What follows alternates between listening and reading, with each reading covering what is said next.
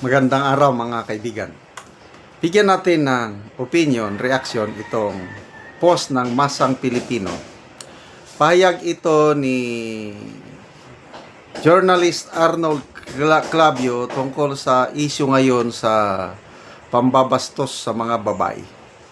Sabi niya, Clavio, sinabing walang puwang sa bansa ang mga bastos sa babae.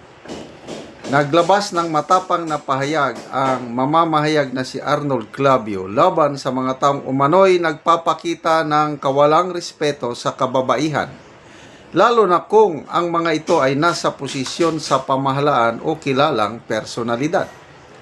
Ang pahayag ni Clavio ay kasunod ng pagbabahagi niya sa social media ng isang video na naglalaman ng mga kontrobersyal na pahayag mula sa ilang personalidad na inulan ng batikos ng netizens dahil sa umano'y mga komentong bastos at hindi sensitibo sa kababaihan. Ayon kay Clavio, bagamat may mga umiiral ng batas na naglalayong protektahan ang kababaihan, mahalaga pa rin kumilos ang publiko upang tutulan ang mga asal at pananalitang nagpapakita ng pambabastos sa kanila. Ito ang kanyang pahayag. Sapat ang batas para maproteksyonan ang mga babae, pero kailangan tayo kumilos at umaksyon. Hindi na ba alam ang pagkakaiba ng tao sa mababangis na hayop? Walang lugar sa gobyerno at sa bansa ang mga predator. Predator ko no ha. Dapat ay maging extinct na sila. Grabe salamat po Mr. Arnold Clavio sa inyong malasakit sa mga kababaihan natin. Dapat nga igalang natin, respetuhin ang mga kababaihan. Agree ako niya. Kailang ang tanong, who are you to say these things? Do you have the moral authority to say it? Yun ang tanong.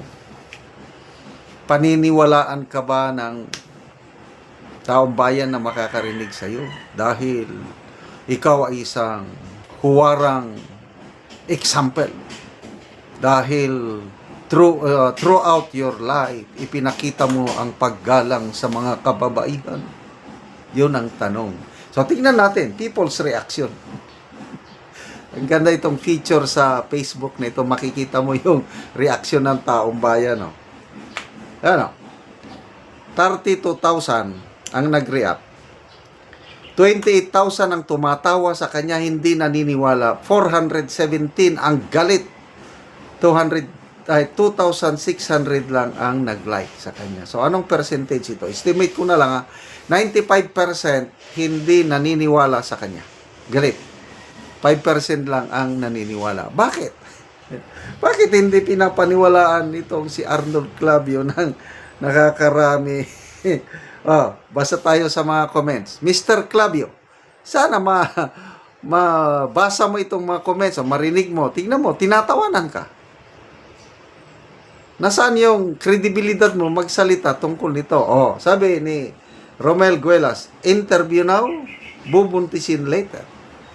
Sino yung bubuntisin? Binuntis. Kayo nang bahala. Razel Seranya, look who's talking.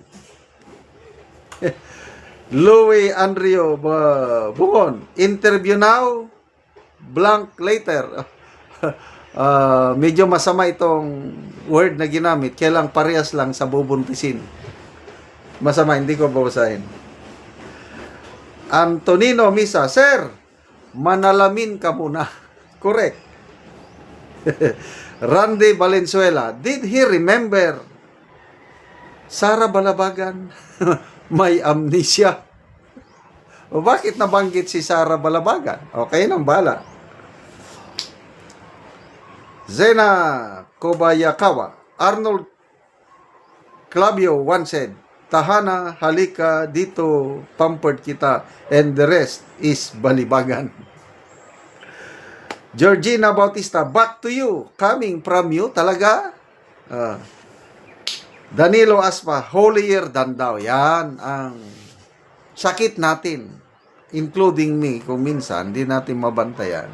Akala natin we are holier than thou. Nagmamalinis. But lahat tayo is masama. Kaya kailangan natin ng kapatawaran galing sa Diyos sa pamamagitan ng ating Panginoong Hesus. Dahil lahat tayo, walang malinis sa atin. Joy Dolia, look to the mirror, sir. Do you remember Sarah Balabagan? Nakalimutan niya na siguro. Georgina Baldon, coming from the horse mouth. Sabi ng isang bantay sa lakay. Hay, naku po, Clavio, backfire sa iyo yan. Sabi ng isang lalaking inanakan ang isang 17 anyos. Grabe yung pinagdaanan nitong dalagita noon. Tapos, yun lang din ang sinapit niya sa kamay ng isang mapagmahal. Gentleman. Sabihin mo na lahat ng magagandang bagay kay Arnold Clavio. Bago kaya tayo magsalita, ano ba yung salita ng Diyos? Bago mo daw tanggalin yung puwing sa mata ng iyong kapwa-tao, tanggalin mo muna yung plank. Ano yung plank? Parang troso. So, let's judge ourselves first before magsalita ka ng So anyway, tama nga naman. Yung mga pambabastos sa babae, wag. Kasi ang babae, they were created in the image of God. At saka ang babae, they were created to be loved, to be Tanong, di ba sa creation is nung create ng Panginoon si Eva, kinuha niya dito sa tadyang, dito sa Bakit hindi kinuha sa parte ng ulo? Ito, kuwan na lang ito, mga kwento-kwento na lang. Para ang babae hindi mas matalino, kaya i-overpower niya ang lalaki. Bakit hindi sa paa? Para hindi tadyak-tadyakan. Bakit hindi sa kamay? Para hindi sundok-suntokin. Bakit kinuha dito sa tadyang, malapit sa puso? Para mahalin, irespeto ang mga babae. Yan. Salamat mga kaibigan sa inyong pagsubaybay sa ating channel. Nakakatulong kayo ng malaki sa tribong Talandig ng Bukidnon dahil ang income natin sa channel na ito is pantulong sa tribo. Namimigay tayo ng libreng yero at pako para makapagpatayo sila ng mas maayos na tirahan. Panoorin niyo ang video na ito. Karon muna ni ang natagaan na mogyero, so magatop na siya karon. So ginatanggal na ang trapal nga ilang atop na ning itsura sa ilang panimalay tungod kay sigig kaulanan. So ginatanggal na ang trapal.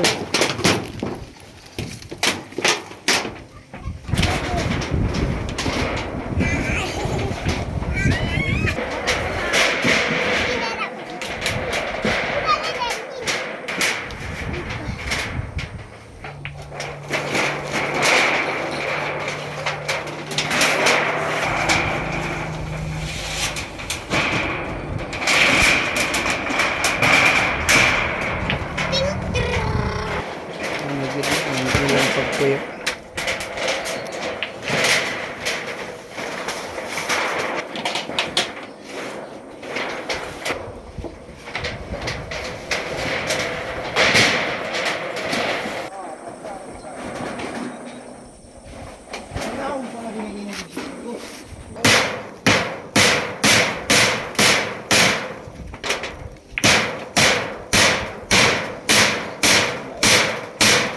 O karon naman na gyud sa pag-atop ang among gihatag nga yero.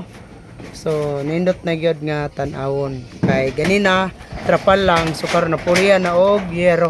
Salamat sa Ginoo og sa naghatag sa sing kay dili na mi maulanan. Oo. So pila na dayto kabulan anti ang inyong atop nga trapal lang? Dugay na. Pila na? Unom na kabulan.